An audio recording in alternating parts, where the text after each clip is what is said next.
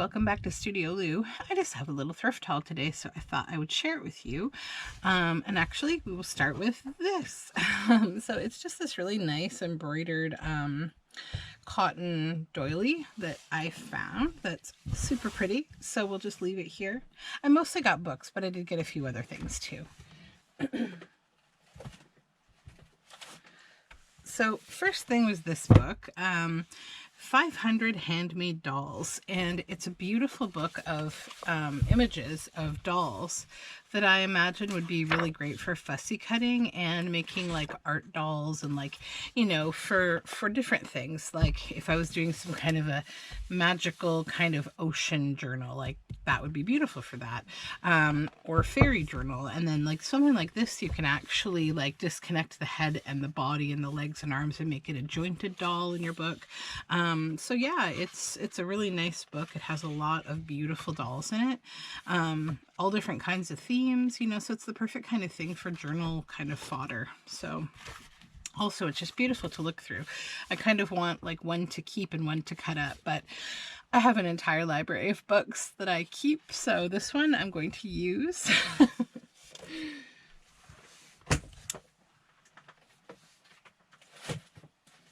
Okay, so next is the most expensive thing I bought at $19 for both. Hold on one second. So this was in like the specialty kind of cabinet where like this particular store keeps books. Yeah, so Band 1, Europa 1978, Band 2, Europa 1979 by Dr. Oscar Schweigart. Botanical Motif Color Catalog, Flower Motifs on Stamps. So for the two books, it was $19. So I just looked at them like, you know, sitting in the cabinet like this, and I was like, what are these beautiful Bloomin' Motive? I've never heard of these books before. So it's literally like floral stamp motifs. They're just gorgeous books, like amazing. Usually when I find these, they're all black and white images, but like, I guess this one possibly was used. I don't know if, these are German, so I don't know if like he was some kind of a designer who, you know, was trying to sell his designs, and this was like, you know, how they were presented, or maybe he was involved in the stamp industry, or he was a collector. I don't know. I don't know anything about this, and I won't know because it's in German, but the whole front, oh, those are mushrooms. Come on. Yeah, I'm pretty excited. Look, mushrooms.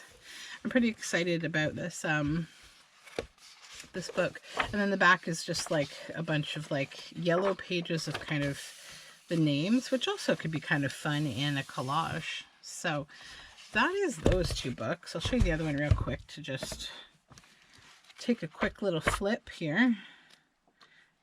Some of them are presented like in groups. Some of them are bigger. Yeah, so that's actually a treasure. I'm pretty happy about these books.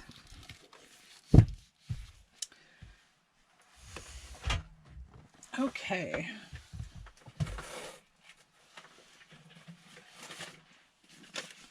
Next we have Cindy's Bird Book Addiction again. I'm going to take this old sleeve off of here because I just don't need it. It's old and rickety and it just doesn't want to live in my house. So The Birds of Canada. It's a big book. I need to process it. I need to cut these down because goodness me, this is a big book. But like it's got black and whites, but it's also got full color, like nice full color images and loons. And I'm really feeling nostalgic about loons right now because I just spent a bunch of time at the lake. And yeah, here we go. So see, like these are nice like backgrounds. Like usually a lot of these field guides have the birds on like a white background, but these are on like a nice gray background. So if you're like tearing, you know, out, or you're like fussy cutting with a background rather than trying to cut directly around the bird, you don't have to ink. It's already got a nice background. And then there's lots of birds on white backgrounds too. So yeah, another bird book. I can't help myself.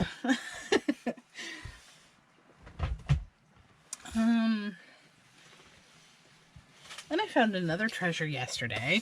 The Illuminated Language of Flowers, illustrated by Kate Greenaway. And then I just have to try to get this sticker off. I should have done this yesterday, but I just didn't have time. Yeah, it's going to be one of those things. These are the worst stickers ever. I mean, I know they put them there so that people won't, like, pull them off, but they are very terrible stickers. They're so sticky. All right, that's respectable. Here we go. Okay. Sorry. The Illuminated Language of Flowers is a beautiful book. Look at the cover here. So that's the cover. So in the back, you've got the alphabetical meanings that are just like listed like this. But then in the book, for every letter, you get like all of the different you know, flowers and kind of like their meanings. And then you get these beautiful Kate Greenaway images and little poems. And yeah, I really like these. This book, it comes in so many different formats. And this is a nice one. Sometimes you can get larger, like quite large images. It's always a book to keep your eyes out for. And this one I found, Come Into the Garden, Treasury of Garden Verse. So this has both nice verses, like floral kind of poetry and stuff, season poetry, garden poetry, and then really nice like images. So like beautiful flowers and things to cut out. Garden images, nature journal kind of stuff. Yeah, just beautiful images.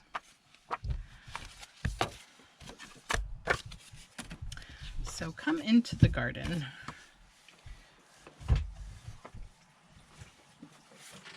And then I found this book. So I found a lot of these books before. Like there's one for mothers, fathers, like sisters, daughters, like all those familial relationships, grandparents.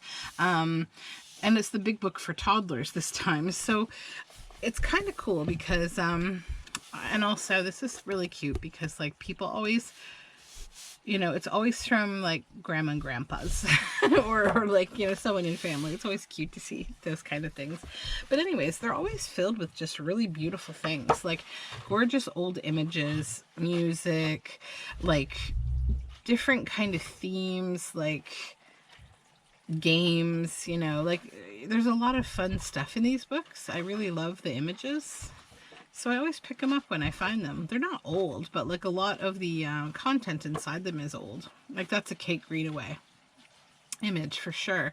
And it's been blown up into this almost pointillistic kind of format, like the little dotting kind of, like it's a good way to take the pixelation out of an old photo. So that's pretty fun for Halloween right there. Halloween crafts. So yeah.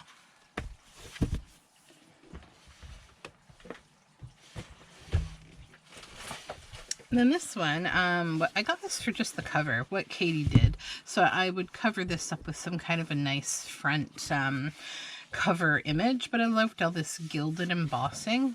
It's really pretty. The cover just feels nice too. It's got like a wrinkly, nice feel to it. And then there's a few nice images inside. This book is not old, but it does have some nice color images.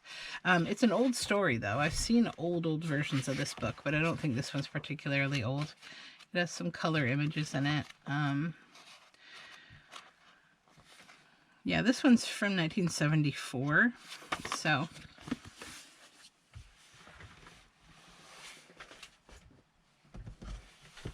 And then I found this one, Terry and the Caterpillars by Millicent E. Selsam. Pictures by Arnold Lobel. It's a science I can read book. And it is from 1962. So, like, these are really beautiful. I also love this inscription. To Terry Wilson, my indefatigable, I've never even heard this word, my indefatigable, I feel like a little kid trying to, I have no idea. I never see or hear this word in language. yesterday it was funny. Like, I always have to laugh. Like, I have a pretty, I would say, rich vocabulary. I've always just been lucky to have access to books and a lot of vocabulary. Yeah, I have a lot of I'd say flowery speakers in my life that I've grown up with. So I've learned a lot, like a quite extensive vocabulary of the English language, I would say. So that being said, I also try not to like overuse words. Like, instead of saying utilize, I say use most of the time, because to me that's just comfortable. Like, it's just kind of conversational.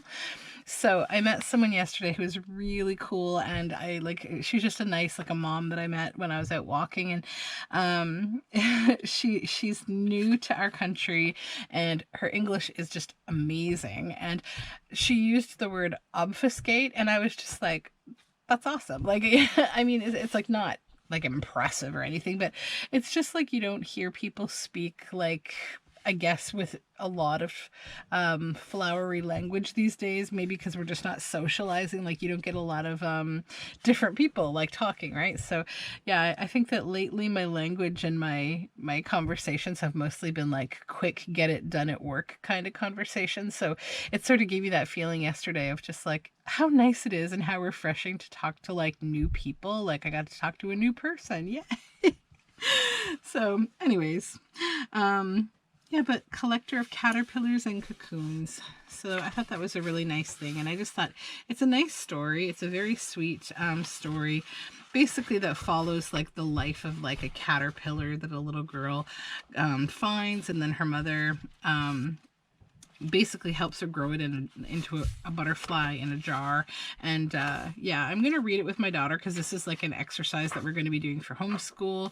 I was hoping to do it last year, but I just didn't get around to it. And also, you've got to be a little careful these days with caterpillars. Like, number one, probably try not to ever handle caterpillars ever because they're delicate, but also there's a whole lot of poison and toxic caterpillars now in North America, probably everywhere. But as things are migrating around the planet and we're seeing different kinds of caterpillars and moths and things like that, this year it was, I can't recall the name of it now. I mean, it's often called, but this is a slur, it's often called the Gypsy Moth, but that's not, I try to use the name that's not really offensive in the technical name, but I completely forget it right now, and for that I apologize. But yeah, you've got to be careful touching them, because also there's these white caterpillars that I saw when I was on vacation last year, and it's the same effect of their little hairs are actually like toxic on the skin and abrasive on the skin, so they can hurt you. So be careful if you're doing this, or if you're just trying to, you know, you're having one of those memories of childhood where you just held like one of those woolly bear caterpillars. Just be careful. And then I found another treasure. Let me grab them all together. Okay, so I found this stack. They have this great deal at this one thrift store. I go to this little thrift store where if you buy 4 books, you get 1 for free.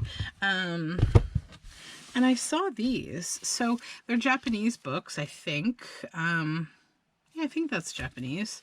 You know, don't quote me. I'm not Asian, and I'm not a language speaker of any Asian languages. So if it's Korean or something and I'm not getting it, just, I apologize. But look at these images. This one seems to have like an American kind of slant to it. It has this cool postcard inside. So I'm guessing that this probably came here with like a family or something, from Japan. Yeah, Japan. Okay, so I'm not going crazy. And what year did it tell me the year? 1983. This is called Anno's Journey. So I think they're maybe kind of like geographical kind of books. So this one is like the United States, and this one I think would be like England or the UK. This one, 1981, Anno's Journey 3. So they're called Anno's Journey, the whole series. Yeah, and so this would be like the UK. And like, I just thought they're so beautiful. I could see them, you know, also just cut into like journal cards and tags and used as pages in journals. Because like, they're really pretty. Oops. I'm trying to decide where this would be. If this would be like, what part of the world this looks like to me. It almost looks like a small kind of like Wales, or, you know, like somewhere like that.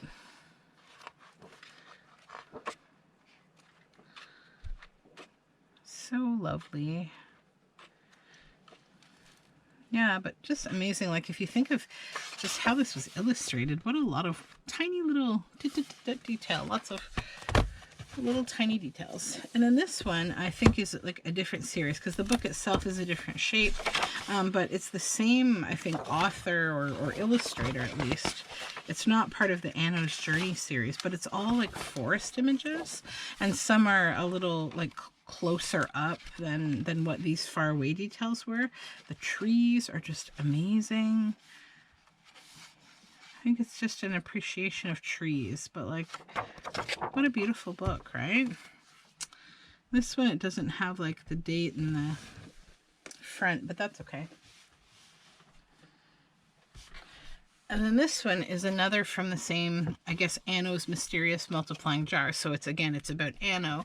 So I'm guessing this is some kind of a character that is common in Japan. This one is an English book, though. But it has, again, really nice images. And it's like a counting book.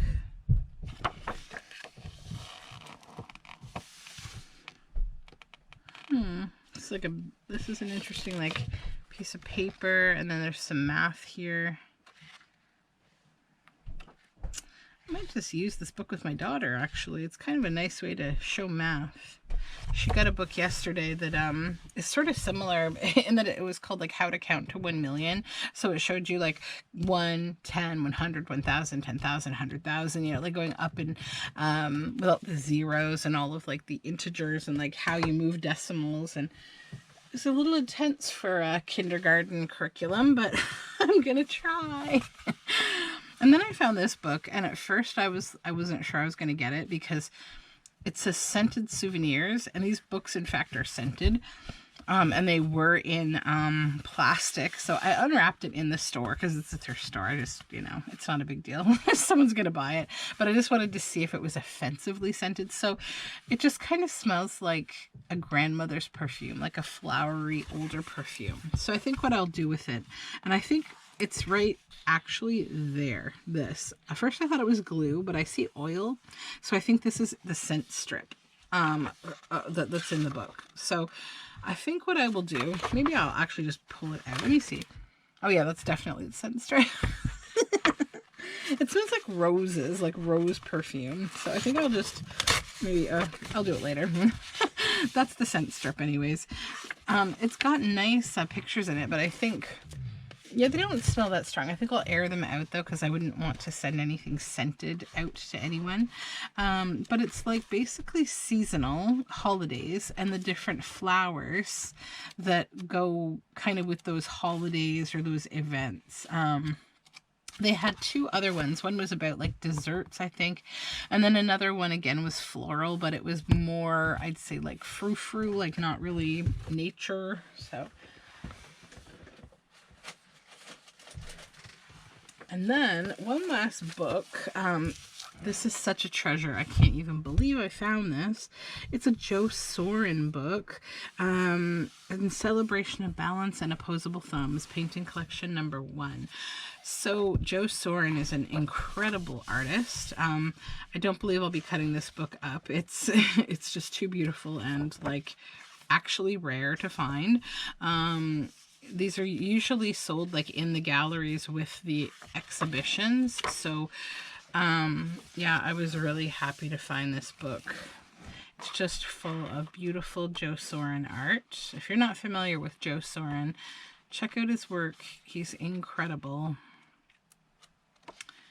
Just really cool stuff. So that'll be going in my library. I don't think I'll be cutting that up. I don't see myself able to do that right now. Okay, then I found this for 50 cents. The paper inside of it interested me. So it's a Carlton Parcel Post Ensemble. So it's like if you wanted to send, you know, like a package that looked like an old, like, brown parcel, kind of, like with these to and from the postmaster. Yeah, you could send it, and there's even the twine to tie it closed. So I thought that was really nice. And it has like two large, really high quality, beautiful paper. Yeah, they're like kind of that almost textured waxy background, not super waxy, but like a little tiny bit. So I'm pretty happy to get those. I thought that was a really nice little thing.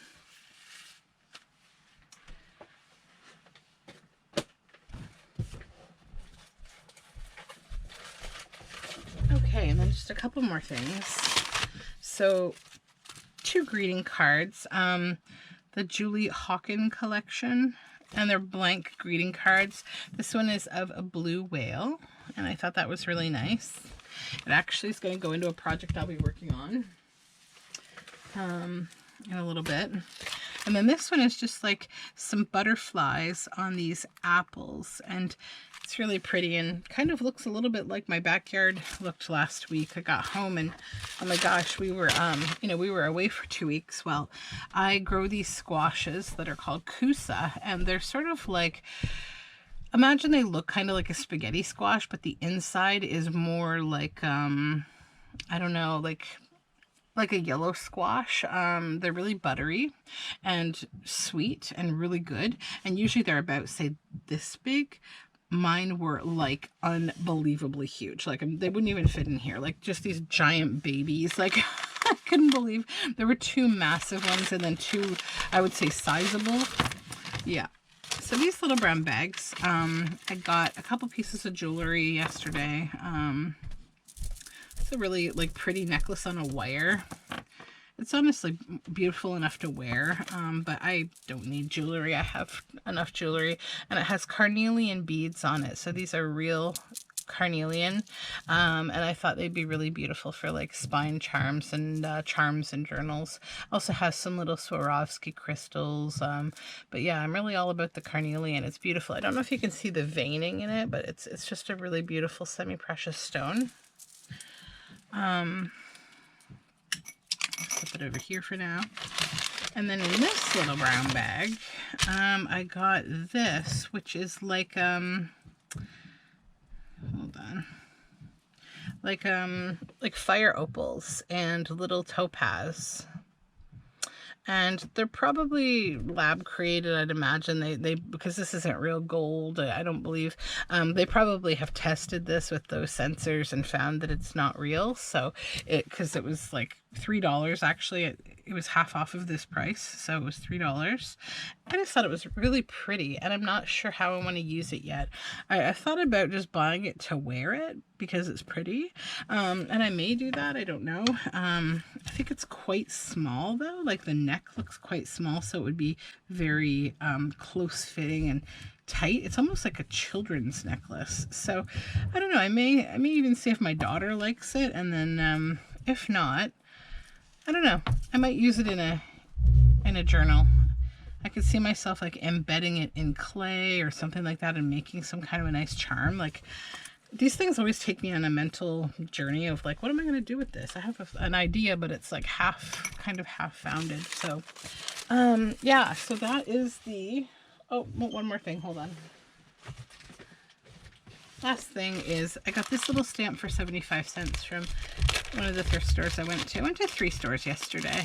My daughter was just wanting to go shopping, so that's what we did. It's just this nice little medallion, like a floral medallion. I don't buy stamps very often, but yeah, I like this one. So that is it for me for today for a thrift haul. I'm currently working on a couple projects in the background. I've got to start like a new project to make on camera. I have a few different ideas. It's been a little bit of a week, and we are also feverishly preparing for the arrival of our some family that are going to be staying with us for a few weeks. So we're really looking forward to that. I'm super looking forward to it. It's been a very long time since we've been able to have someone, and we've done our whole like COVID tests and quarantines and paperwork and all of that because they're visiting from another country. And yeah, we're pretty excited about it. So we, if you are traveling, just so you know, into Canada, so you have to have a negative COVID-19 test that's done 72 hours before you enter the country. And it can't be a rapid test. It has to be like the, I think they call them either the nuclear test or the microbiological test. I can't remember, but the longer test essentially. So the problem is though, is that in most countries right now, a lot of policies are passing where people have to get negative tests to participate in different things. Some people have to present both their test and their vaccine passport in order to go back into the workplace, you know, to try to prevent the spread, right? So a lot of labs are very overbooked, and many of them are not even taking travel exemption request testing because like they can't promise that it will be there. But we thought we would try our luck because the one place that my in-laws went, it was, you know, they said, yes, we can get it to you in 2 to 3 days. So we knew we'd be on a short timeline, but then we found that like actually it's 2 to 7 days. So my mother-in-law's test came back like in 2 days, done.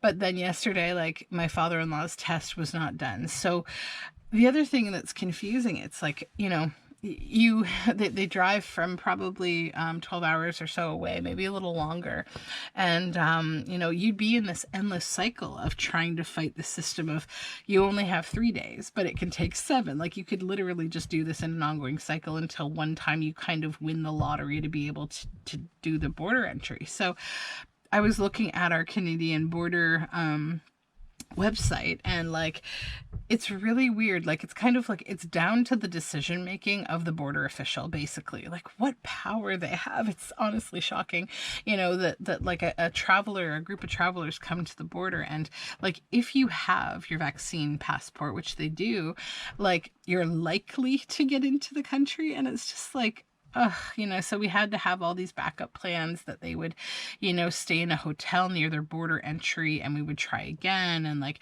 then in like the middle of the night, I logged into the website that we were waiting for the tests, and we decided last night that they would just hit the road and I would just check it for them. So like, I guess it was probably 4 in the morning. I logged in, still wasn't there. I'm like, oh. So then around 6:30 I logged in again and it was there. So we are safe. Nobody has COVID. Everybody is good to go. So yeah, in a few hours they're going to be doing that, and I'm pretty excited for them. So if travel was not stressful enough, with, you know, all the security stuff we have to go through, now there's all this stuff. I know it's important. I don't discount that at all, but I just think maybe the government needs to catch up a little bit with reality. I don't understand why the rapid tests aren't being accepted, because that's what's being used in hospitals. So yeah, it's a little weird. I don't know if you're in the medical field and you know anything about that, like if they are a lesser efficacy, I'd love to know. So leave me a comment. Anyways, this is totally off topic of thrift haul. So if you didn't stick around, I understand. But if you did, thanks for listening to me blab. I will be back with something. I have a bunch of projects and baskets on the go. Like I have a bunch of things planned. I have had a little bit of custom work to do, and I'm working on a design project and some other things. And I have like a queue of projects coming up. So thanks again, and I hope you're having a really nice, restful weekend. Bye for now.